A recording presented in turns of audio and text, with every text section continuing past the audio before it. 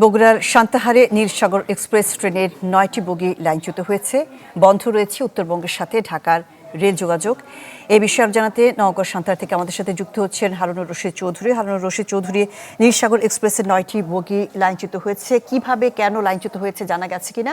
আর এমনিতেই তো উত্তরবঙ্গের ট্রেনগুলোতে যাত্রীর সংখ্যা বেশি থাকে, হতাহতদের কি অবস্থা, তারা প্রয়োজনীয় চিকিৎসা সেবা পাচ্ছে কিনা?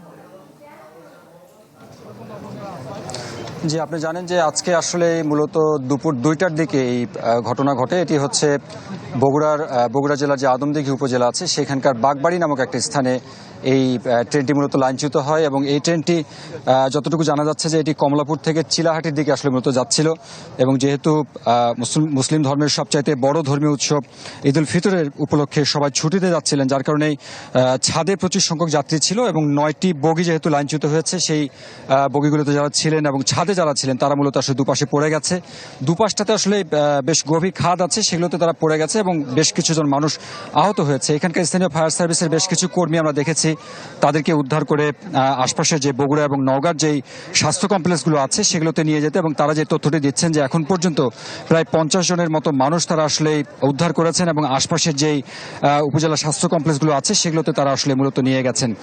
স্থানীয় মানুষজন যেটি বলছেন যে গতকালকে এই বাগবাড়ি নামক যে জায়গাটিতে দুর্ঘটনার কবলে পড়েছে ট্রেনটি, সেই জায়গায় ট্রেনের একটি অংশে অর্থাৎ লাইনের একটি অংশে আসলে ফাটল ধরেছিল এবং সেই বিষয়টি পার্শ্ববর্তী যে সান্তাহার স্টেশন সেইখানে মূলত জানানো হয়েছিল এবং সেই সান্তাহার স্টেশন কর্তৃপক্ষ আজকে সকাল থেকে সেই জায়গাটি মেরামতে কাজ করছিলেন।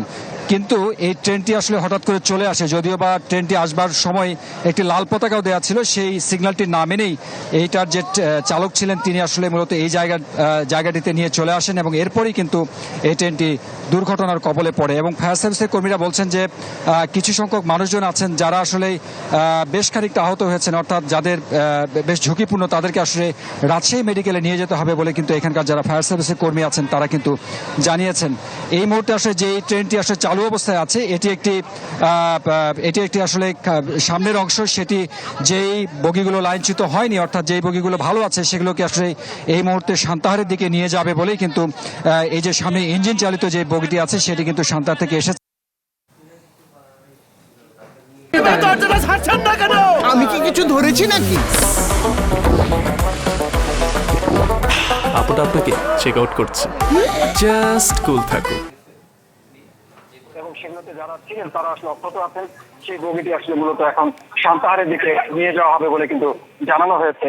এবং এখানে মানুষজন যেটি বলছে যে আজকে ৬টা ৪০-এ অর্থাৎ সকাল 6টা 40-এর দিকে মূলত এই ট্রেনটি কমলাপুর থেকে চিলাহাটির দিকে রওনা হয়েছিল এবং সান্তাহার যে স্টেশন আছে সেখানেও বেশ খানিকটা সময় তারা অপেক্ষা করেছিল এবং সেটি থামবার পরেও আসলে কি কারণে এটির যে চালক তিনি আসলে এই জায়গায় নিয়ে চলে আসলেন সেটি এখন পর্যন্ত আমরা জানতে পারিনি। এবং যারা বেশ খানিকটা দুর্ঘটনার কবলে পড়েছেন অর্থাৎ হতাহত বেশ খানিকটা হয়েছেন তাদের আসলে কি অবস্থা সেটিও কিন্তু জানা যায়নি। তবে ফায়ার সার্ভিসের যারা কর্মী, আমরা একটু আগেও দেখলাম যে আরো 2টি গাড়ি ফায়ার সার্ভিসের যে উদ্ধার কর্মীরা আছেন তারা আরো 2টি গাড়ি নিয়ে এসেছেন। এখানে যারা আহত আছেন তাদেরকে মূলত এখান থেকে নিয়ে যে আশপাশের যে ক্লিনিকগুলো আছে বিশেষ করে সান্তাহার, বগুড়া অথবা নওগাঁর যেই স্বাস্থ্য কমপ্লেক্সগুলো আছে সেগুলোতে কিন্তু তারা মূলত নিয়ে যাচ্ছেন। মূলত এরকমটা ছিল এখন পর্যন্ত আমাদের হাতে এইটুকুই তথ্য ছিল। এরপরে আরো আহত আছেন কিনা কিংবা নিহত কেউ আছে কিনা সেই তথ্যগুলো আপনাদেরকে জানিয়ে দেবো নিশ্চয়ই।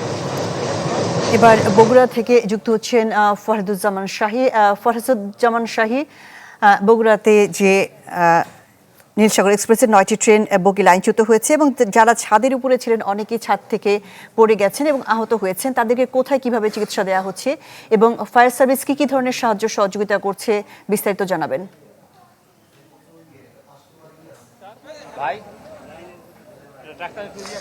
শাহনাজ, ঘটনার পরপরই কিন্তু এলাকার যারা স্থানীয় মানুষ আছেন তারা ঘটনাস্থলে দৌড়ে এসেছিলেন। একই সাথে ফায়ার সার্ভিসের কর্মীরাও তারা কিন্তু আদমদীঘি এবং নওগাঁ থেকে তারা এসেছিলেন।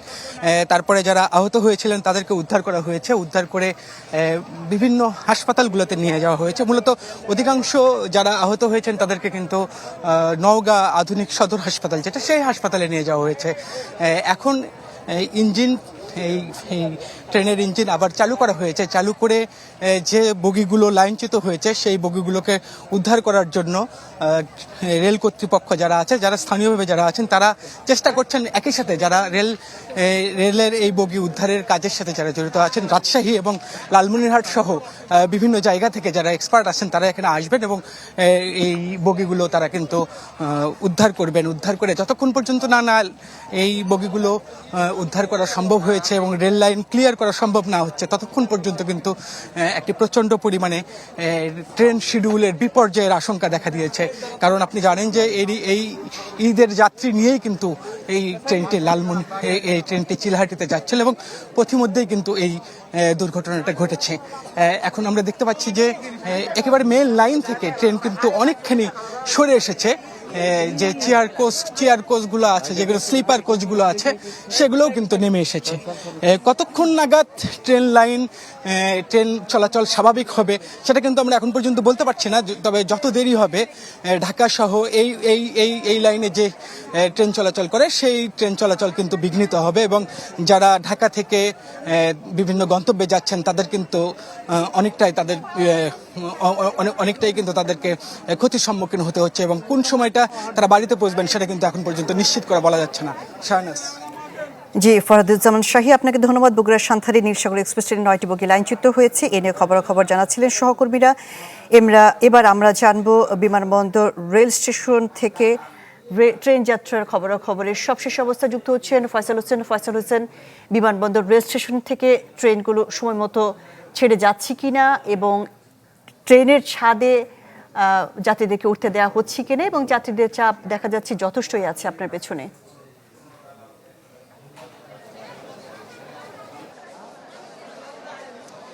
আসলে আমি যদি 2 মিনিট আগে দেখাতে পারতাম তাহলে আপনার এই প্রশ্নের উত্তর আমি হয়তো সরাসরি দেখাতে পারতাম, কারণ ট্রেনের ছাদে উপচে পড়া ভিড় ছিল। এই মুহূর্তে 2টি ট্রেন এখান থেকে পাস করলো, যে ট্রেনগুলোর ছাদেও কিন্তু ভিড় ছিল এবং আমি যদি দেখাই দেখবেন যে সাধারণ মানুষেরও প্রচণ্ড ভিড় রয়েছে। তবে ট্রেনের যেই লাইনচ্যুতর ঘটনায় যে শঙ্কাটি ছিল যে ঢাকা থেকে যেহেতু আজকে লাখো মানুষ বা শত শত মানুষ ট্রেনে করে ঢাকার বাইরে যাচ্ছেন, তো সেইটার কোনো ইফেক্ট পড়বে কি না।